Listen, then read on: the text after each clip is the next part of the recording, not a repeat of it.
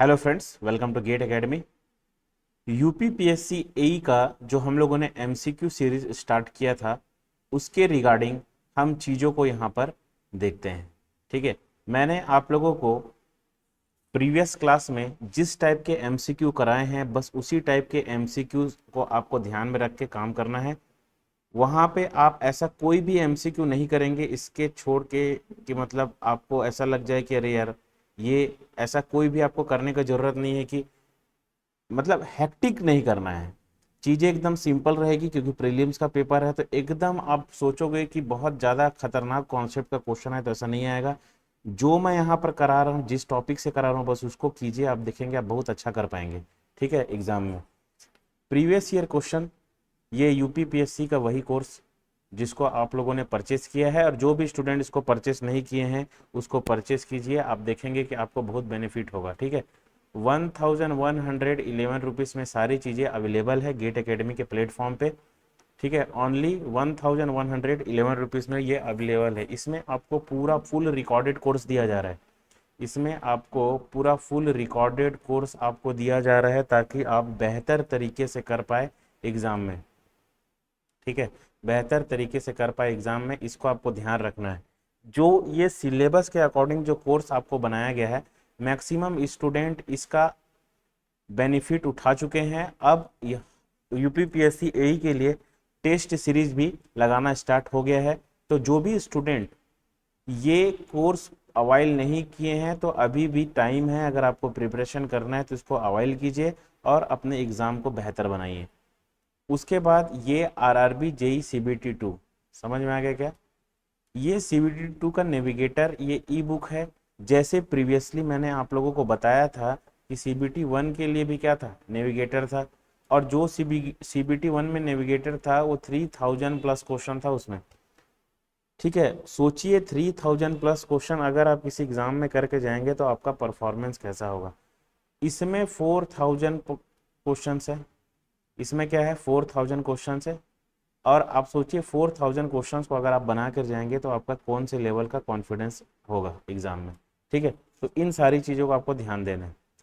इसका प्राइस रखा गया है 333 रुपीज़। इसका प्राइस रखा गया है क्या, 333 रुपीज़। तो इसको आपको क्या करना है, ध्यान रखना है। वेरी इंपॉर्टेंट चीज़ आपके एग्जाम के पॉइंट ऑफ व्यू से। ठीक है, पहला क्वेश्चन, आज के क्लास का पहला क्वेश्चन देखिए। अगर न्यूमेरिकल पूछेगा तो दो तीन जगह से पूछेगा। पहला एक बेसिक न्यूमेरिकल देखते हैं। The work done by the system is 45 kg। ध्यान से सुनिएगा, क्वेश्चन ऐसा ही आएगा। If the internal energy of the system is, क्या बोला है, decrease by 15 kg, what is the heat received की वैल्यू पूछा है। ये क्वेश्चन तो आ गया सर, अब इसको बनाओगे कैसे? देखिए, first law of the thermodynamics क्या बोलता है, del Q is equal to D U plus del W. ये आपको याद रहना चाहिए, याद नहीं है तो इसको अभी तुरंत के तुरंत याद कर लो, तुरंत के तुरंत याद कर लो। और इसको तब तक याद करके रखना जब तक इस एग्जाम नहीं हो जाता। Del Q is equal to क्या होगा, D U plus del W.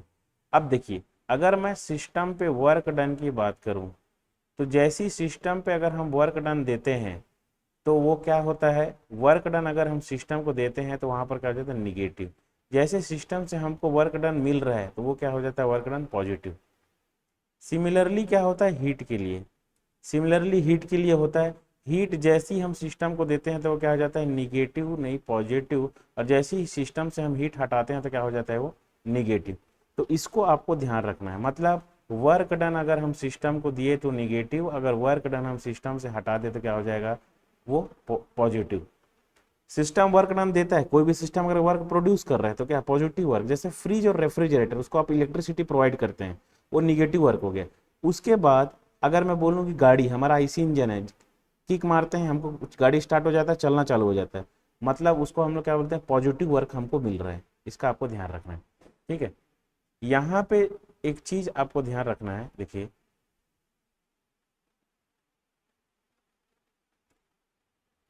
अगर बात आता है वर्क डन का, ठीक है, सपोज ये सिस्टम है, अगर मैं बात कर रहा हूँ वर्क का, तो work done on this system, on this system या टूवर्ड्स दिस सिस्टम पूछ देगा तो याद रखना माइनस साइन लगा देना। Work done by this system बोल दिया मतलब पॉजिटिव, ठीक है। उसके बाद सिस्टम में अगर हीट की बात करें, ठीक है, तो heat transfer on this system, heat transfer by the system negative, heat transfer on the system क्या हो जाएगा पॉजिटिव। तो इसको आपको ध्यान रखना है, वेरी इंपॉर्टेंट थिंग्स आपके एग्जाम के पॉइंट ऑफ व्यू से। नेक्स्ट देखेंगे, देखिए क्वेश्चन में क्या बोला है, del Q is equal to D U plus del do. अब ध्यान सुनना, अगर हीट बोलेगा, हीट अगर सिस्टम पे जा रहा है पॉजिटिव, हीट सिस्टम से निकल रहा है तो निगेटिव, वर्क डन सिस्टम पे जा रहा है तो निगेटिव, सिस्टम से निकल रहा है तो पॉजिटिव। अगर हमको बोल दिया कि ये इंक्रीज हो रहा है, क्या चीज, change in internal energy increase मतलब negative, change in internal energy decrease मतलब क्या हो जाता है positive, sorry, change in internal energy decrease means positive, और change in internal energy decrease means क्या हो जाएगा निगेटिव। तो इसको आपको ध्यान रखना है, वेरी इंपॉर्टेंट थिंग्स आपके एग्जाम के पॉइंट ऑफ व्यू से। देखिए work done by the system, system से निकल रहा है, बाय द सिस्टम मतलब क्या हो जाएगा +15, ठीक है। If the internal energy decrease बोल रहा है, ठीक है, इंटरनल एनर्जी क्या बोला डिक्रीज क्वेश्चन पे, तो इंटरनल एनर्जी क्वेश्चन पे डिक्रीज बोल दिया है, तो D U is equal to क्या हो जाएगा -15, heat received by the system मतलब ये पॉजिटिव आना चाहिए। अब लगा दो del Q is equal to D U plus क्या हो जाएगा डेल डब्ल्यू, डी यू की वैल्यू कितना है हमारे पास -15, समझ में आ गया, -15। The work done by A system is 45 kg, ये 45, यहाँ पर 45 प्लस 45, यहाँ पर क्या हो जाएगा ये 30, ये कितना हो जाएगा 30। तो what is the heat received by the system, system heat receive कर रहा है ना कितना 30 kg, तो C for Chennai will be the correct answer. हीट क्या कर रहा है रिसीव कर रहा है, तो इस टाइप के क्वेश्चन आपको आएंगे first law of the thermodynamics से। तो याद रखना यही कॉन्सेप्ट है, इस कॉन्सेप्ट से बाहर से एक भी क्वेश्चन आपको देखने को नहीं मिलेगा first law of the thermodynamics से। बस तो क्या याद रख करना है, del Q is equal to D U plus del W, del Q is equal to D U plus क्या हो जाएगा del W, very important things आपके एग्जाम के पॉइंट ऑफ व्यू से, ठीक है। इसको आपको क्या करना है ध्यान रखना है। Next, second law of the thermodynamics defined, second law of the thermodynamics क्या डिफाइन करता है, इंटरनल एनर्जी, एंट्रोपी, हीट या work. Second law of thermodynamics क्या डिफाइन करता है, देखिए अब second law of the thermodynamics पूछा है, तो इसमें ध्यान रखना कि second law of the thermodynamics, यहां से न्यूमेरिकल कहां से आएगा बता दे रहा हूं। Second law of the thermodynamics को सबसे पहले इसमें पहला चीज आपको याद रखना है कि इसमें दो स्टेटमेंट होते हैं। आपको पूछेगा कि दो स्टेटमेंट वाला लॉ कौन सा है, तो आपको यही ध्यान रखना है कौन सा है second law of the thermodynamics, दो स्टेटमेंट। अब इसमें दो स्टेटमेंट में कौन कौन से, केल्विन प्लैंक स्टेटमेंट, और दूसरा क्या है क्लॉसियस स्टेटमेंट, क्लॉसियस स्टेटमेंट, ठीक है। पहला क्या है केल्विन प्लैंक स्टेटमेंट, दूसरा क्या है क्लॉसियस स्टेटमेंट, ठीक है। ये तो रहा बात स्टेटमेंट की। दूसरी चीज इसमें ध्यान दीजिए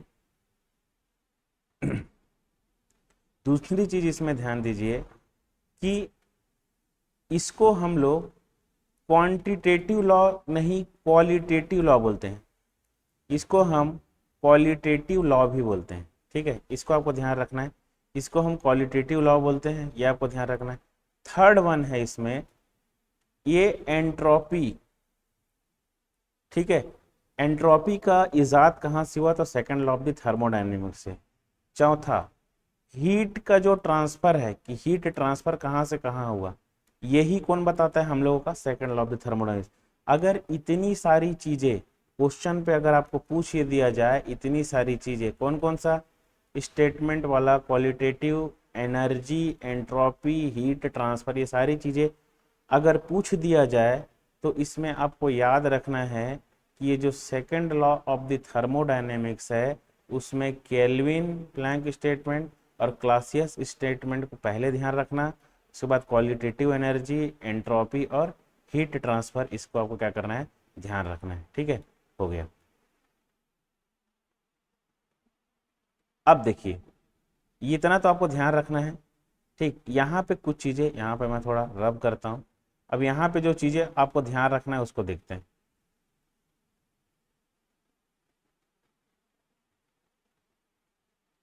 देखिए, अगर हीट इंजन इसमें आएगा, हीट इंजन का इफिशियंसी यहाँ से न्यूमेरिकल आएगा, आपको ध्यान रखना है। हीट इंजन, हीट इंजन की इफिशियंसी निकालने आ सकता है। ठीक है, इसको ध्यान रखें, हीट इंजन क्या निकालने आ सकता है, इफिशियंसी। और रेफ्रिजरेशन एंड एयर कंडीशन में, आरएसी में, या फिर रेफ्रिजरेटर में, या हीट पंप में, दो भी हो सकता है, हीट पंप, रेफ्रिजरेटर या हीट पंप, दोनों में हमको कोफिशिएंट ऑफ परफॉर्मेंस निकालने आ सकता है। ठीक है, तो इसको आपको ध्यान रखना है। हीट में कोफिशिएंट ऑफ परफॉर्मेंस निकालने आ सकता है, हीट पंप में कोफिशिएंट ऑफ परफॉर्मेंस आपको निकालने आ सकता है। ठीक है, तो आप इसको क्या करना है, ध्यान रखना। अति महत्वपूर्ण चीज़ें आपके एग्जाम के पॉइंट ऑफ व्यू से, इतना ही पढ़ लो, इतना पढ़ लोगे तो क्या हो जाएगा, आपके लिए काफ़ी हो जाएगा। ठीक है, बस इसमें यहीं से आएगा। Coefficient of performance of the heat engine पूछ देगा, coefficient of performance of the refrigerator पूछ देगा, coefficient of performance of the heat engine पूछ देगा। तो थर्मोडायनेमिक्स के लेक्चर में सारी चीज़ों को मैं बहुत बेहतरीन तरीके से बताया हूँ, जिसको आपको क्या करना है, ध्यान रखना है बाबू। ठीक है, second law of the thermodynamics किसको डिफाइन करता है, तो इंटरनल एनर्जी को तो डिफाइन नहीं करता है, हीट को भी डिफाइन नहीं करता, वर्क तो भी किसको डिफाइन करता है, एंट्रोपी को डिफाइन करता है। तो second law of the thermodynamics किसको डिफाइन करता है, एंट्रोपी को डिफाइन करता है। तो वेरी इंपॉर्टेंट थिंग्स आपके एग्जाम के पॉइंट ऑफ व्यू से, इसको ध्यान रखना। द केल्विन प्लैंक स्टेटमेंट अभी मैंने बताया दो टो। ठीक है, कौन कौन सा स्टेटमेंट बताया, केल्विन प्लैंक स्टेटमेंट और क्लासियस स्टेटमेंट। इसको देखते हैं थोड़ा। देखिए,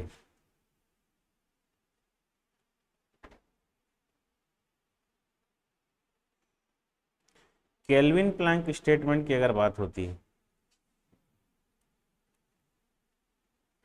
ठीक है, तो हीट इंजन यहीं से आया है। ठीक है, हीट इंजन कहाँ से आए, यहीं से आए। ठीक है, केल्विन प्लैंक स्टेटमेंट क्या बोलता है कि ऐसा इंजन बनाना इम्पॉसिबल है जो कंटिन्यूअसली एक रिजर्वायर से वर्क डन ले, हीट ले। ठीक है, कंटिन्यूअसली किसी एक रिजर्वायर से क्या करे, हीट ले। मतलब सपोज एक रिजर्वायर है, टेम्परेचर सोर्स है, यहाँ से हीट ले रहा है और इस पूरे को वर्क डन में कन्वर्ट कर दे। तो ये चीज़ें क्या, मतलब इफिशियंसी कभी भी किसी इंजन की 100% नहीं हो सकती है। किसने बताया है, केल्विन ने बताया। ठीक, आप ध्यान सुनेंगे, ये तो केल्विन मैन ने बता दिया।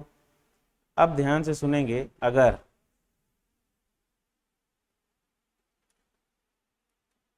जैसे ही ये हुआ, इसके बाद ये हुआ, मतलब आपको क्या है, कुछ फॉर्म ऑफ हीट को क्या करना पड़ेगा, रिजेक्ट करना पड़ेगा।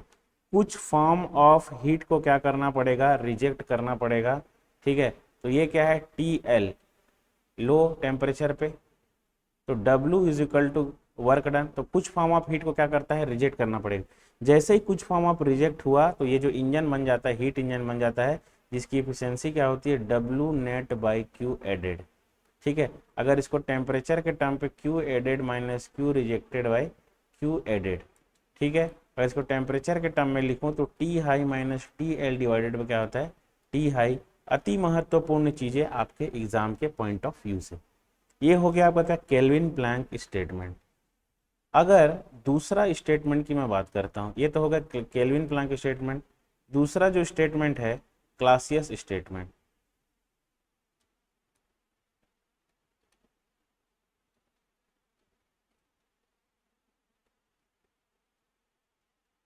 ठीक है, अब क्लासियस स्टेटमेंट दो चीजें आती है, हीट पंप और रेफ्रिजरेटर। क्या आती है, हीट पंप, और क्या आता है, रेफ्रिजरेटर।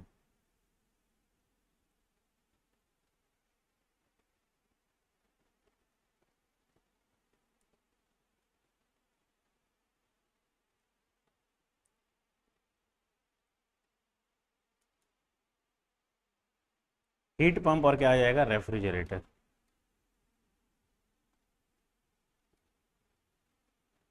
ठीक है, हीट पंप का कोफिशिएंट ऑफ परफॉर्मेंस क्या होता है, हीट पंप का कोफिशिएंट ऑफ परफॉर्मेंस क्या होता है, coefficient of performance of the heat pump is equal to ठीक है, ये याद रखना, ये Q high minus Q L, ये coefficient of performance of the refrigerator is equal to क्या होता है, Q low divided by Q high minus Q low. ठीक है, क्यों ऐसा होता है, क्योंकि ये सपोज एक इंजन है, low temperature to high temperature. अब देखिए क्लासियस स्टेटमेंट क्या बोलता है, ऐसा इंजन बनाना इम्पॉसिबल है जो हीट को लो टेम्परेचर रिजर्वायर से कहाँ ले जाता है, हाई टेम्परेचर रिजर्वायर लेकर जाएगा। लो टेम्परेचर रिजर्वायर से कहाँ लेकर जाएगा, हाई टेम्परेचर रिजर्वायर लेकर जाएगा। तो ऐसा हमको बनाना इम्पॉसिबल है, क्या चीज, हीट इंजन। तो अगर ऐसा कोई विदाउट वर्क डन, अगर जैसे ही हम इसको वर्क डन प्रोवाइड करते हैं तो लो टेम्परेचर से हीट कहाँ चला जाता है, हाई टेम्परेचर में चला जाता है।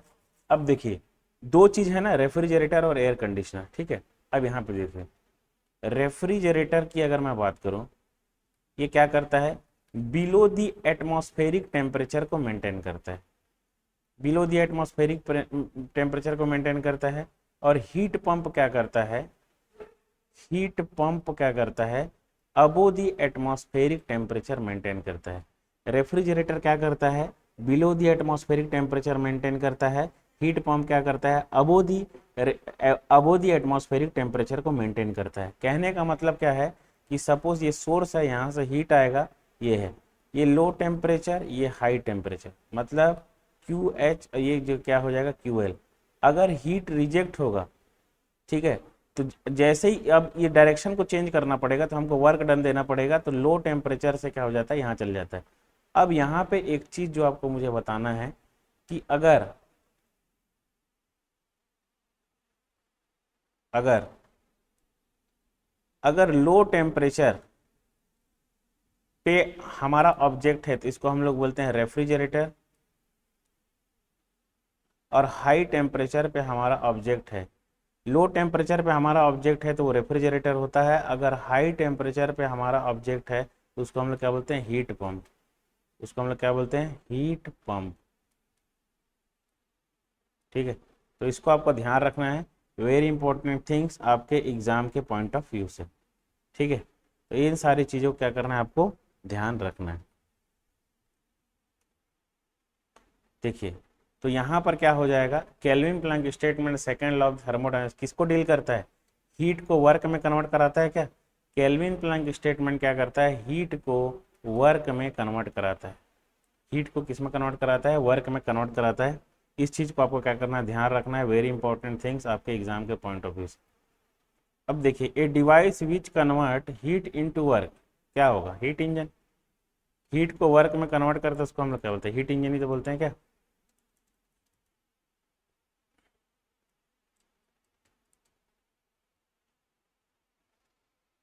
ए device which convert heat into work is called as, क्या होता है, हीट इंजन।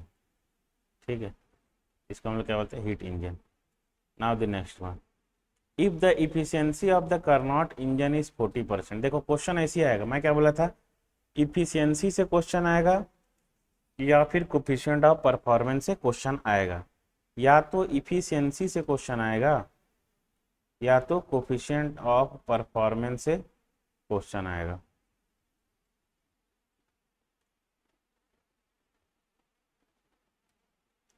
या तो इफिशियंसी से क्वेश्चन आएगा मैंने कहा था, या फिर क्या बताएगा, कोफिशिएंट ऑफ परफॉर्मेंस से क्वेश्चन आएगा, यही मैंने आपको बताया था। अब ना, अब देखिए, if the efficiency of the Carnot engine is 40%, then the coefficient of performance of the Carnot refrigerator will be, if the efficiency of the Carnot engine is 40%। Efficiency क्या होगा कार्नोट इंजन का, इफिशियंसी इज इक्वल टू क्या होता है, W net by Q high. ठीक है, 40% बोल दिया है तो 40/100। ठीक, coefficient of performance of the Carnot refrigerator, तो कार्नोट रेफ्रिजरेटर का कोफिशिएंट ऑफ परफॉर्मेंस क्या होता है, तो रेफ्रिजरेटर का कोफिशिएंट ऑफ परफॉर्मेंस क्या होता है, coefficient of performance of the किसका, हीट पंप -1, यही होता है। अब देखिए जैसे ही मैं coefficient of performance of the heat pump बोलूंगा, ये किसका रेसिप्रोकल होता है? ठीक है, ये क्या होता है? Q H by W net होगा ना। अभी तो पढ़ाया क्या, Q H by W net. Previously जाके देखिए, उसमें मैंने आप लोगों को बताया है क्यू एच बाई क्या हो जाएगा यहाँ पे, डब्ल्यू नेट। तो Q H by W net जैसी होगा, मतलब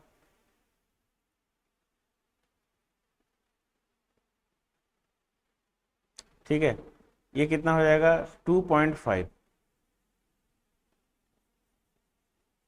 ठीक है, अब 2.5 किसका निकला, हीट पंप का निकला। तो हीट पंप को यहाँ पर आप रख दो 2.5, 2.5 माइनस वन इक्वल टू कितना हो जाएगा, ये 1.5 will be the correct answer. क्या हो जाएगा ये 1.5।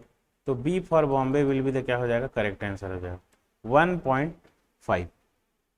B for Bombay will be क्या हो जाएगा यहाँ पे, करेक्ट आंसर होगा। ठीक है, now the next one, heat transfer takes place according to. मैं क्या बोला था, ध्यान से सुनना, हीट ट्रांसफर टेक्स प्लेस क्या बोला था, second law of the thermodynamics बोला था। एंट्रोपी आएगा तो यही बोला था। क्वालिटेटिव लॉ आएगा तो क्वालिटेटिव लॉ आएगा तो भी यही रहने बोला था। तो इसको आपको क्या करना, ध्यान रखना। ठीक है, अब देखिए, zeroth law of the thermodynamics. Zeroth law of the thermodynamics किसके बारे में बताता है, थर्मल इक्विलिब्रियम के बारे में। थर्मल इक्विलिब्रियम के बारे में बताता है zeroth law of the thermodynamics. First law of the thermodynamics किसके बारे में बताता है, conservation of energy. Conservation of energy के बारे में बताता है first law of the thermodynamics. Third law of the thermodynamics क्या बोलता है, at zero Kelvin entropy will be zero. Entropy will be क्या होता है, zero. At zero Kelvin entropy will be zero, ये कौन बताता है हमको,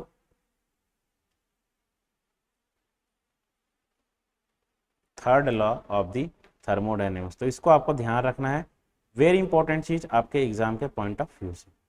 ठीक है, तो यहाँ पे सारी चीज़ों को देखें। रिवर्सिबल एडियाबेटिक प्रोसेस, यहाँ पे जैसे एंट्रोपी की बात आती है ना, तो एंट्रोपी पे दो तीन चीज़ ध्यान रखना। यहाँ पर एंट्रोपी का कॉन्सेप्ट को समझिए। एंट्रोपी दो चीज़ों में होगी। एंट्रोपी का मतलब क्या होता है, वही है degree of randomness is called as, क्या होता है एंट्रोपी। डिग्री ऑफ रेंडमनेस, ये क्या होता है entropy. Degree of randomness is equal to क्या होता है एंट्रोपी।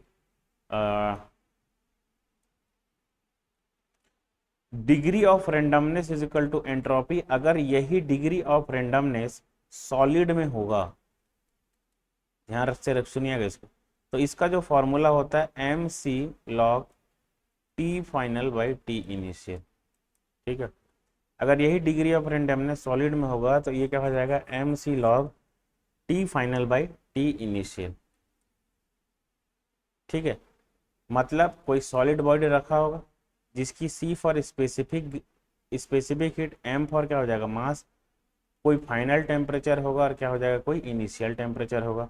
कोई फाइनल टेम्परेचर होगा, कोई इनिशियल टेम्परेचर होगा, ये यहाँ पर सी है और ये क्या हो गया, ये एम है। ठीक है, तो इसको आपको ध्यान रखना है। वेरी इंपॉर्टेंट थिंग्स आपके एग्जाम के पॉइंट ऑफ व्यू से बाबू, वेरी इंपॉर्टेंट थिंग्स आपके एग्जाम के पॉइंट ऑफ व्यू से, खाली आपको इसी को ही ध्यान रखना। ठीक है, तो फाइनल टेम्परेचर कोई होगा, इनिशियल टेम्परेचर में रखा होगा, फाइनल टेम्परेचर होगा, तो फॉर्मूला क्या होगा, M C log T final by T initial. ये हो गया। अगर यही गैस हो गया, ठीक है, ये जो सॉलिड है ये किस में हो जाएगा, गैस हो जाएगा या एयर हो जाएगा, गैस हो जाएगा, जो भी है। ठीक है, तो इसके लिए या वाटर हो जाएगा, सॉरी सॉलिड और वाटर के लिए तो ये है, सॉलिड और वाटर के लिए यही फॉर्मूला लगेगा, वाटर के लिए भी यही फॉर्मूला लगेगा। लेकिन अगर हमको ये गैस बोलता है तो दो टीडीएस इक्वेशन हम यूज करेंगे। TDS is equal to D U plus P D, पहला चीज, और TDS is equal to D H minus V D P. TDS is equal to D U plus P D V, और TDS is equal to क्या हो जाएगा, D H minus V D P. ठीक, तो TDS is equal to D U plus P D V, TDS is equal to, इसको जब आप आगे सॉल्व करोगे, ये होता है M C V log T final by T initial plus M R log V2 by V1, M R log V2 by V1।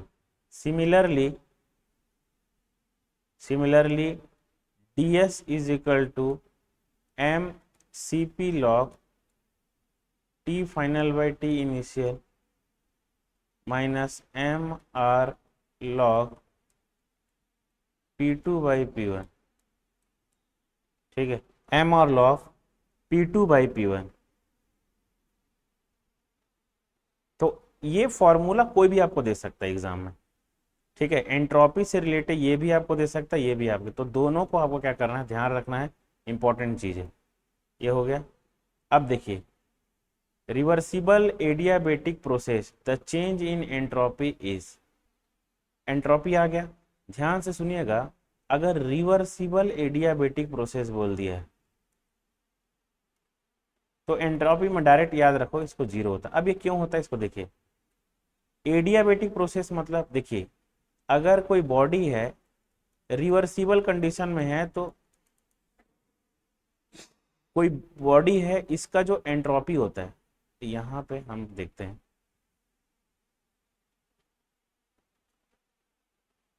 Suppose ये कोई बॉडी है, ठीक है, इसका कुछ एंट्रोपी होगा, इस बॉडी का कुछ एंट्रोपी होगा, है ना।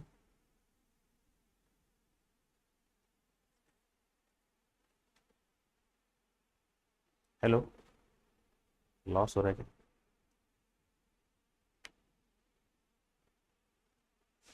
सपोज ये कोई बॉडी है, ठीक है, ये बॉडी है, तो यहाँ पे जैसे ही मैं क्या करता हूँ, इस बॉडी पे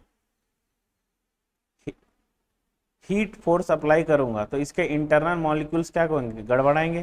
तो एंट्रोपी भी कभी भी होता है तो याद रखना, एंट्रोपी इंटरनल मॉलिक्यूलर में रेंडमनेस के कारण होता है, internal molecular attraction, internal molecular randomness के कारण होता है, और दूसरा जो एंट्रोपी होता है वो एक्सटर्नल के कारण होता है, एक्सटर्नल मॉलिक्यूलर अट्रैक्शन के कारण।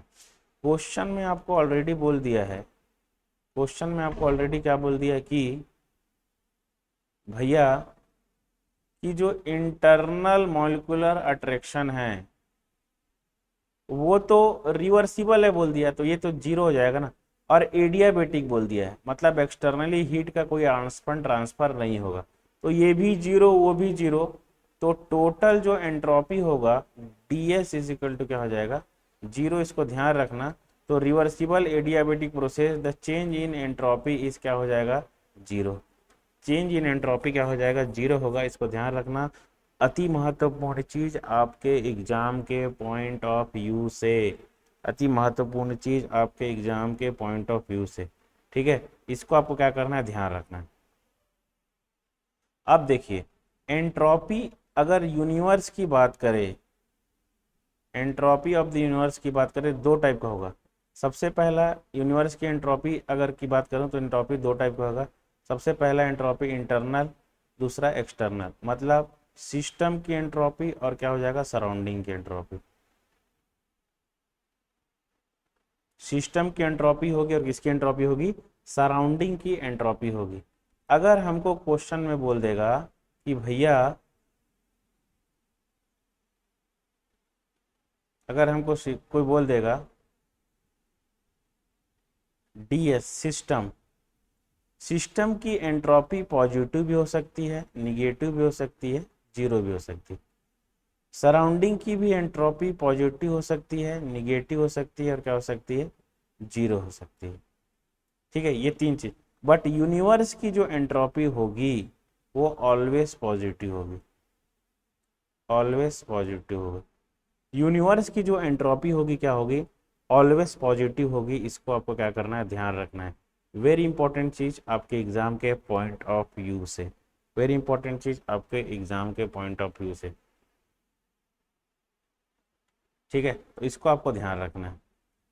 Now the next one, entropy से आपको 101% क्वेश्चन देखने को मिलेगा। मतलब अगर सॉलिड और लिक्विड आता है क्वेश्चन में, तो आप ध्यान रखना M C log T final by T initial का फॉर्मूला लगाना है। अगर यही आपका एयर या फिर गैस के लिए एंट्रोपी की बात करेगा, तो कौन सा फॉर्मूला लगाओगे, टीडीएस इक्वेशन, टीडीएस मतलब ds इज इक्वल टू क्या हो जाएगा, M C V log T final by T initial plus M R log V two by V one.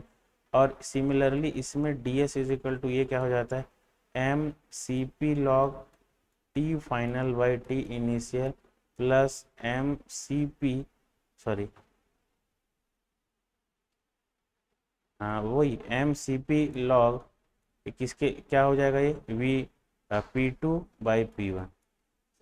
एक ब्लॉक में स्टूडेंट को दिन तो बन ही जाऊंगा।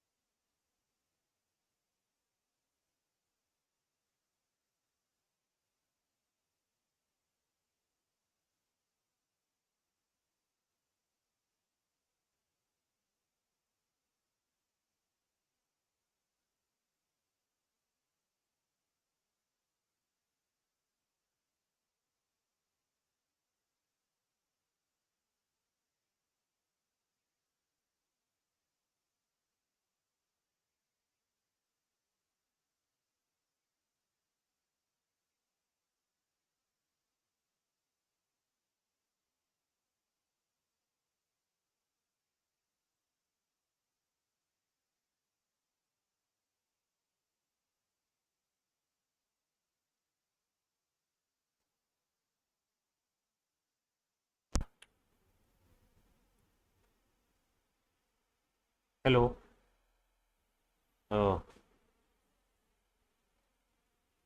सो अभी की क्लास के लिए हम लोग इतना ही करते हैं, टेक्निकल फेलवर के कारण, ठीक है। इसके बाद इसमें आगे हम लोग देखेंगे, नेक्स्ट क्लास में हम इसमें आगे देखेंगे। So thank you very much, wish you all the very best.